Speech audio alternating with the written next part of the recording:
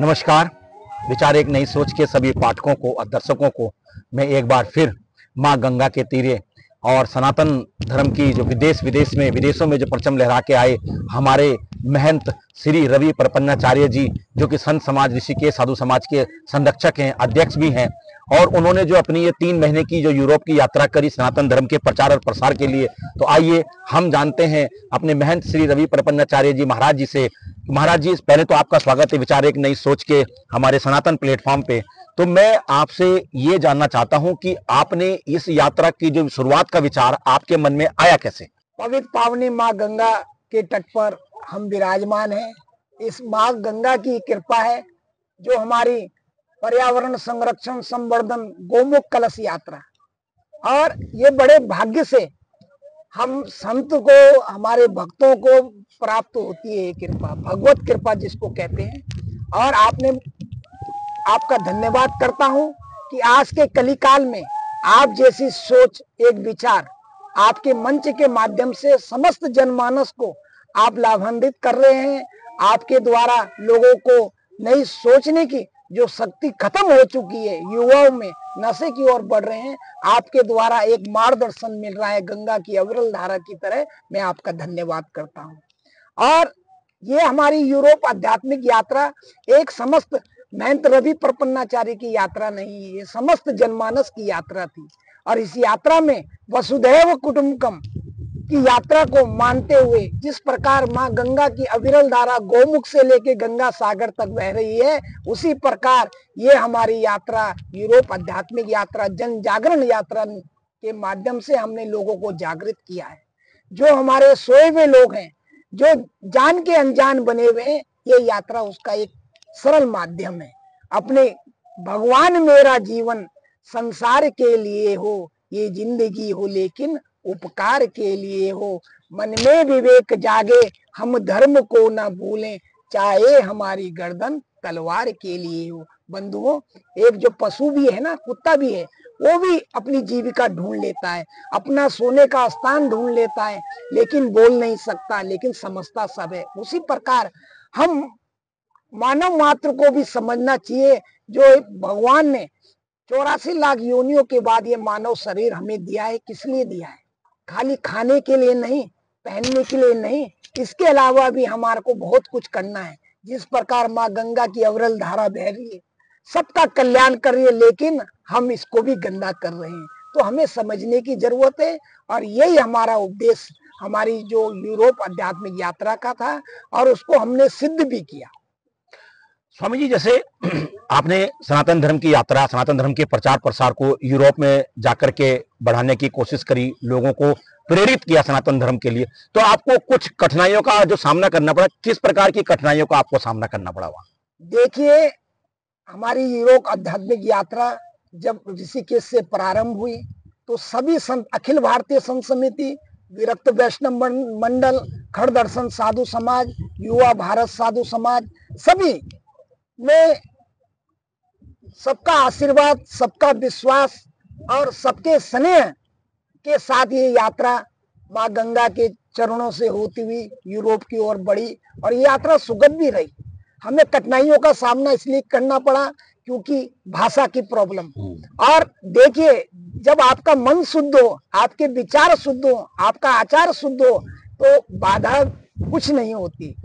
आप ना हमें इंग्लिश आती थी, ना हमें हंगरियन आती थी, ना स्पेनिश आती थी, लेकिन गंगे मैया ने सारी व्यवस्था कर दी, और वही उसी का माध्यम हमने विश्व में अपना उत्तराखंड का, अपने भारत का परचम लहराया।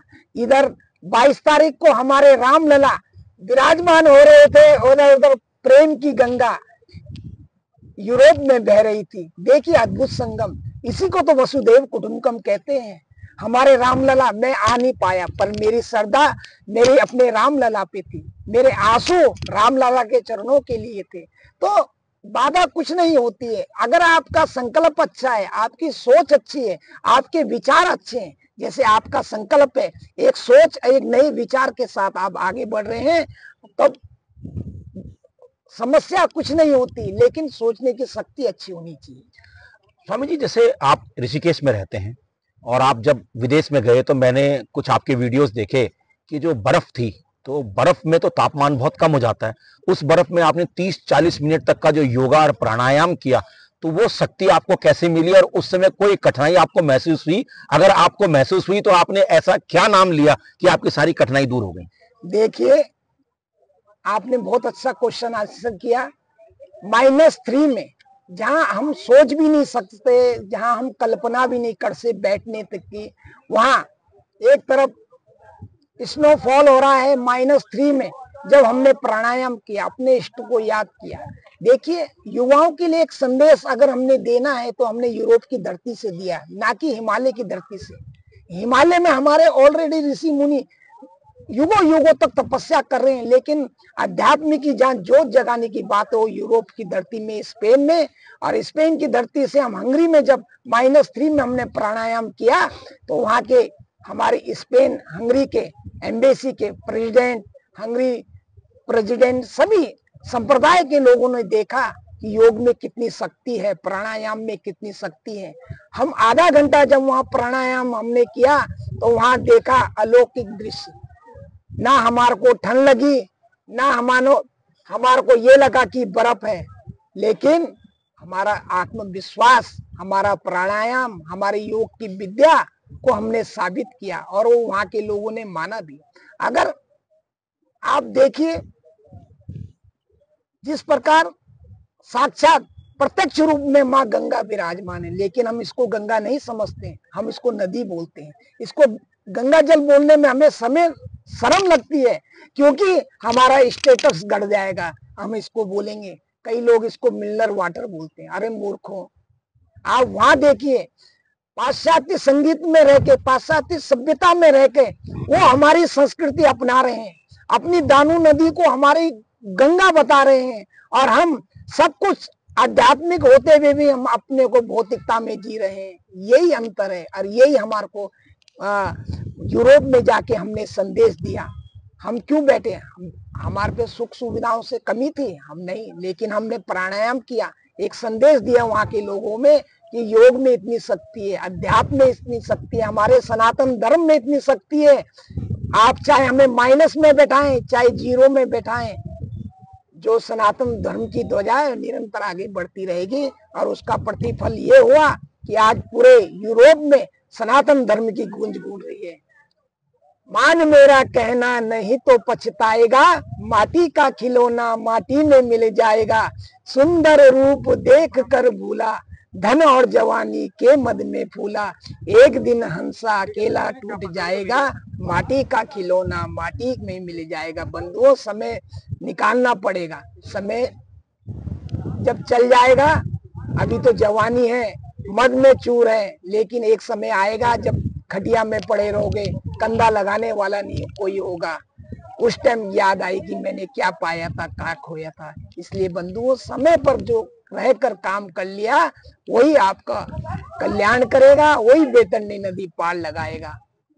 स्वामी जी, एक आखिरी सवाल मैं आपसे पूछना चाहता हूँ कि जब आपने सनातन धर्म के प्रचार के लिए वहां गए, यूरोप गए, तो आपको हमारे मूल यानी भारत के लोग ज्यादा मिले या विदेशी मूल के लोग ज्यादा मिले जिन्होंने सनातन धर्म को अपनाया? इनकी प्रतिशत संख्या क्या रही आपके समय? देखिए, हमने जब वहां देखा, वहां विदेशी साधक, हमारे भारतीय कम्युनिटी जो वहां है, इंडियन में, इंडियन एम्बेसी में, हंगरी एम्बेसी में, और अलग अलग मलागा में और मैड्रिड में, तो हमने देखा वहां जो विदेशी साधकों का जो उत्साह है अपने सनातन धर्म के प्रति, क्योंकि उनको दिशा देने वाला कोई नहीं।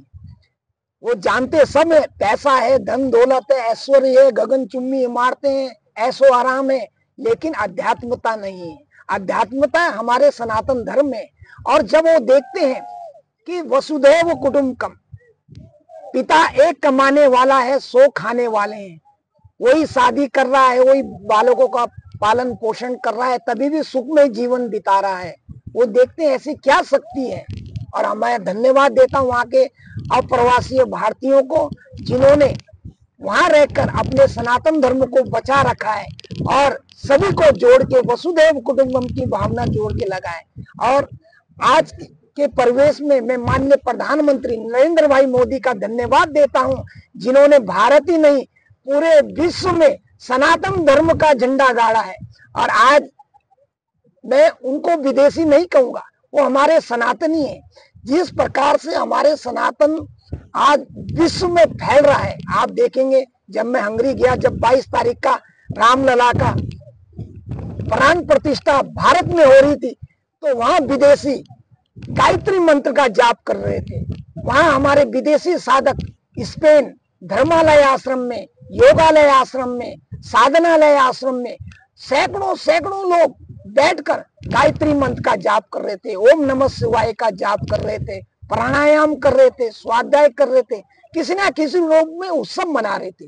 तो ये हम भारतवासियों को भी और युवाओं को भी एक संदेश जाता है कि आप नशे की ओर ना जाएं, अपने अध्यात्म की ओर जाएं। जो आनंद अध्यात्म में है वो नशा में नहीं है। नशा तो आपको पल भर में आप नशा करेंगे, कुछ देर बाद उतर जाएगा, लेकिन जो प्रेम की गंगा का नशा है, जो अध्यात्म का नशा है, जो सनातन धर्म का नशा है, अगर आप इसमें रम गए तो आपका भविष्य बेड़ा पार है।